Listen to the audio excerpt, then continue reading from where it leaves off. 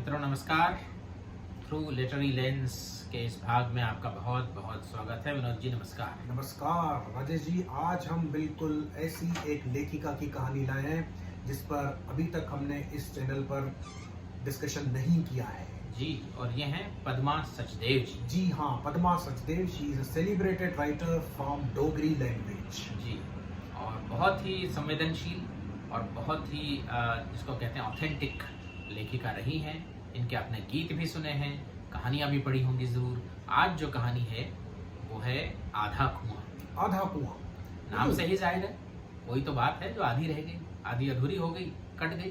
जी बिल्कुल। आपने पार्टीशन पर बहुत सारी कहानियां सुनी होगी, बहुत सारे उपन्यास पढ़े होंगे, किंतु पद्मा सचदेव जी जिस तरीके से इस सारे इशू को देखती हैं, जो पार्टीशन हुआ भारत पाकिस्तान का 1947 में, वो एक पॉलिटिकल इशू नहीं था।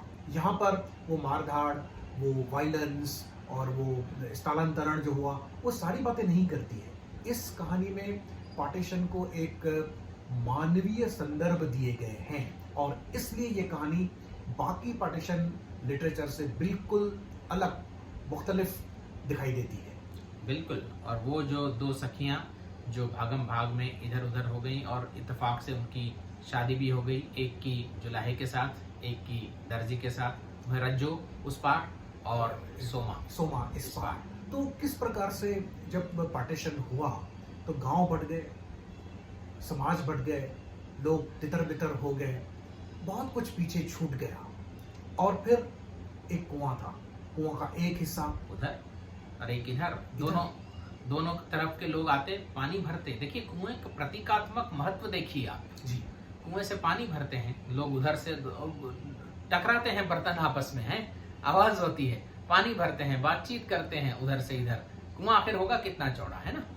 तो ये जो सहृदय सहोदर है एक दूसरे के प्रति, यहाँ के और वहाँ के लोगों का, ये बड़े अच्छे तरीके से इन्होंने यहाँ पर और पद्मा किया है। यही कहती है कि आपने धरती तो बांट दी, आपने दो मुल्क तो बना डाले, एक मुल्क के दो मुल्क तो आपने कर डाले। आप क्या पानी का बंटवारा करोगे? आप क्या जज्बात का बंटवारा करोगे? आप क्या एहसास का बंटवारा करोगे? आप क्या दोस्ती का बंटवारा करोगे? तो ये दो सखियां जो हैं वो आपस में हिंदू मुस्लिम होने के बावजूद भी इतनी घनिष्ठ सखियां हैं कि बहनों से अधिक है। वो कुएं पर आती हैं, घंटों बैठी रहती हैं, रोज आती हैं, सुख दुख की बातें करती हैं। आप इसका पार्टीशन कैसे करेंगे? आप इसका बंटवारा कैसे करोगे? क्या ये बंटवारा कहीं ना कहीं हमारे संस्कृति का बंटवारा कर पाया, हमारे सभ्यता का बंटवारा कर पाया, क्या हमारे दिलों का बंटवारा कर पाया? ये जो प्रश्न है कहानी के भीतर छुपे हुए, उनके नैरेटिव में छुपे हुए हैं। क्योंकि कहानीकार की जो ताकत है वो उनके नैरेटिव में। नैरेटिव उनका इतना सरल तरीके से चलता है, इतना सहज तरीके से चलता है, सांस्कृतिक प्रतीकों को लेकर के चलता है। और जैसे जैसे रोज वो जिंदगी आगे बढ़ती है, नई नई शादी हुई, उसके बाद बच्चे हुए, सारी चीजें वो सहजता से उसमें लाती चलती हैं। एक जगह पे तो सखियां एक दूसरे से कहती हैं कि जुलाहे और दर्जियों के साथ जिंदगी निभ तो जाएगी पर कट नहीं सकती। ये कितनी बड़ी बात है। बहुत और वो जो शादी हुई थी अफरा तफरी में हुई थी, भागम भाग में हुई थी, कोई मर्जी से नहीं हुई थी। तो ये जो है कि एक गाना भी है विनोद जी फिल्मी कि मिले न मुझे अगर तुम, या मिली न मुझे अगर तुम, तो मैं ये समझूंगा कि सिर्फ उम्र कटी, जिंदगी नहीं गुजरी। क्या बात है, वाह वाह। तो ये उम्र कटना और जिंदगी गुजरना, ये तो पार्टीशन ने कहीं ना कहीं उम्रें काटने पर मजबूर कर दिया, लोगों की जिंदगियां नहीं गुजरी। और खास करके जो गांव सरहद पर है, और आज भी हम इतना दूर बैठ के हमको लगता है कि ये तो बड़ी दूर की वास्तविकता है, ऐसी क्या घोलमेल था, ऐसा क्या नहीं था। वो आप हम जैसे लोग समझ सकते हैं कि कितना सांस्कृतिक समानता है, कितना आना जाना, लेकिन वो जो फिजिकल अभी भी लाइन ऑफ कंट्रोल के पास आप देखें, या जम्मू कश्मीर में देखें, पंजाब में भी, अमृतसर में हम तो जा चुके हैं विनोद जी, वाघा बॉर्डर से पैदल बिल्कुल। और लोगों में जो है ना, इस पार या उस पार के जो लोग हैं उनमें मोहब्बतें हैं, उसमें खुलूस है, उसमें प्यार है। ये पता नहीं ये कौन सी जो है ना पार्टीशन की छाया पड़ गई दोनों मुल्कों पर कि हम एक होकर भी एक न हो रह पाए। तो दोस्तों, यहाँ पर पद्मा सचदेव जी बीच बीच में कहती हैं कि जब लड़ाई हो जाती है तो कुआं सुनसान हो जाता है। कोई आता जाता नहीं, कोई पानी नहीं भरता, न उधर से कोई आता है न इधर से कोई आता है। कुछ दिन ऐसा खौफ का माहौल रहता है और जब ये लड़ाई समाप्त हो जाती है तो फिर सरहद के दोनों पार के लोग कुएं पर आते हैं। कुआं जो है वो एक एकता का प्रतीक है, मानवता का प्रतीक है, प्रेम का प्रतीक है, दोस्ती का प्रतीक है। और वो पानी water of life, water is equivalent to life, Yeah, water is a जिंदगी symbol का of प्रतीक life. है।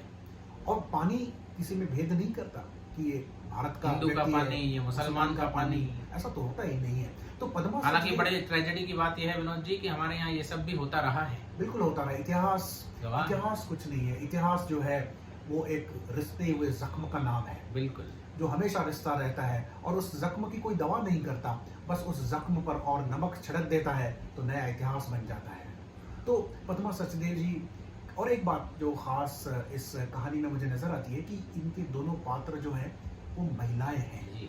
यहाँ पर कोई पुरुष नहीं है, कोई सैनिक नहीं है, कोई शरणार्थी नहीं है, इस प्रकार की बातें नहीं कहती जी। जो प्राय पार्टीशन लिटरेचर में कही जाती हैं। हमें दिखाई देती हैं। और महिलाएं ममता, प्रेम का प्रतीक बन करके हमारे महिलाएं जीवन सामने का होती हैं, प्रतीक जीवन है, का वो प्रतीक है। जन्मदात्री होती हैं।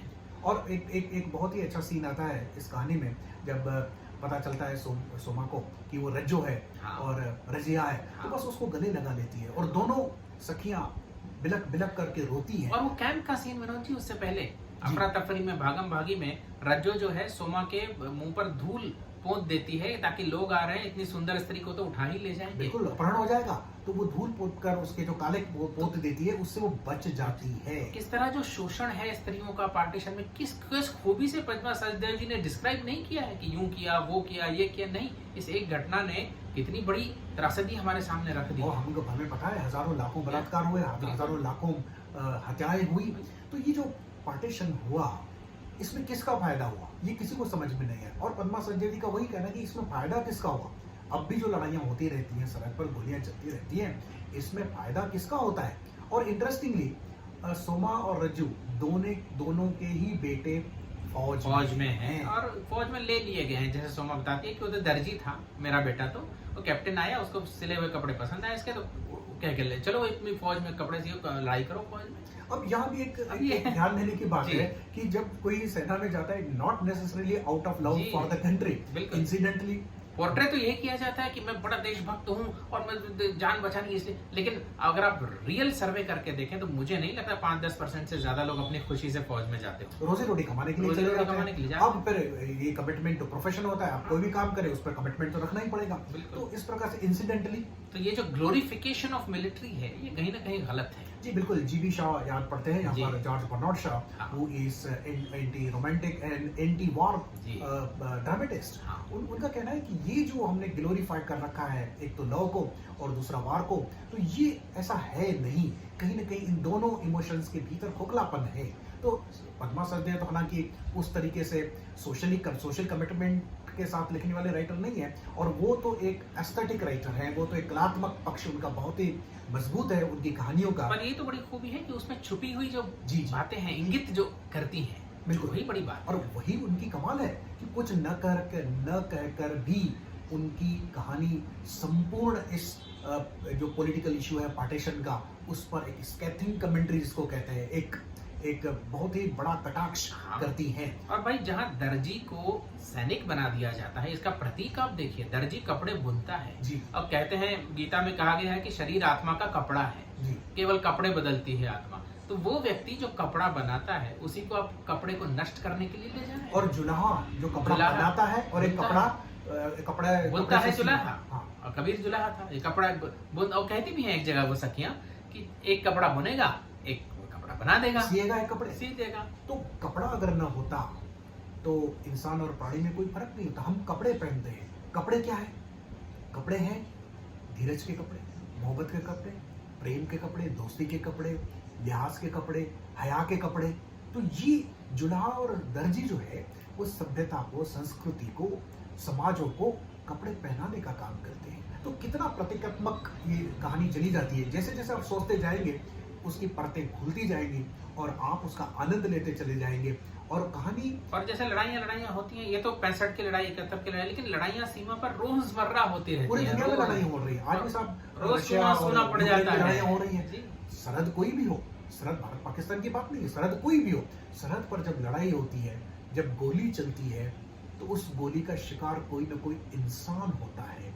और आखिर ये कहानी जब अंत में आती है, गुलजार का शेर याद आता है विनोद जी, जी जी, कि जाने क्या क्या बोल रहा था, सरहद प्यार किताबें खून, वाह, जाने क्या क्या बोल रहा था सरहद प्यार किताबें खून, कल मेरी नींदों में छुपकर जाग रहा था जाने कौन। वाह, वाह, वाह।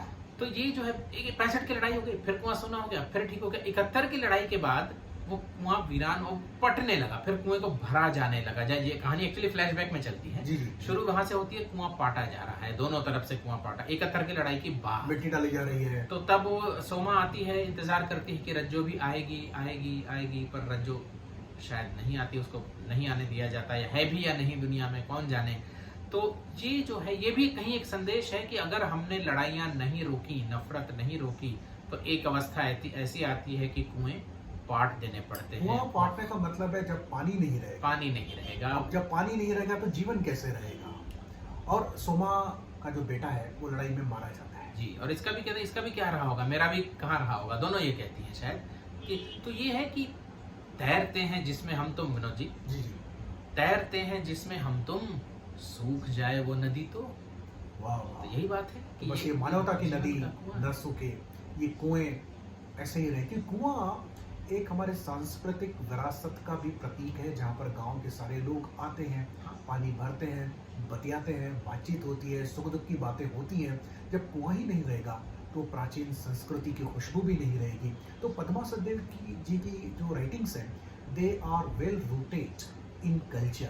और ये जो सिंबोलिज्म है, जैसे दोनों महिलाएं हैं और ये बीच में कुआं है, ये सिर्फ फर्टिलिटी का सिंबल है, जी, जी, बिल्कुल। उपज का सिंबल है। और ये कुआं पाटा जाना, ये फर्टिलिटी खत्म करना है। अगर प्यार की धरती अगर बंदूक से बांटी गई, एक मुर्दों का शहर बस दरमिया रह जाएगा। तो मित्रों, पद्मा सचदेव जी की ये कहानी और उनकी अन्य कहानियां, उपन्यास आप पढ़ें, आपको महसूस होगा कि एक जीवित कवित्री, एक जीवित लेखिका, एक संवेदनशील लेखिका।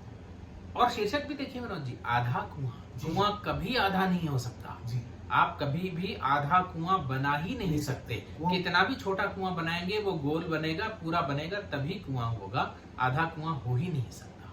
तो कितना प्रतीकात्मक ढंग से, कितना सिंबॉलिकली, मेटाफोरिकली उन्होंने इस पार्टीशन के इशू को अपनी कहानी के भीतर उठाया है और सोचने पर हमें मजबूर किया है, महसूस करने पर भी हमें मजबूर किया है। तो राजेश जी, ये पद्मा सचदेव की बहुत ही सुंदर कहानी पर आज आपने चर्चा की है और श्रोताओं को भी बिल्कुल पसंद आई होगी। आप अपने विचार ज़रूर हमें लिख करके बताएं कि इस प्रकार की बातें आपको कैसी लगती हैं। बहुत जल्द किसी और साहित्यिक रचना के साथ पुनः हम आपके सामने उपस्थित होंगे। तब तक नमस्कार। नमस्कार।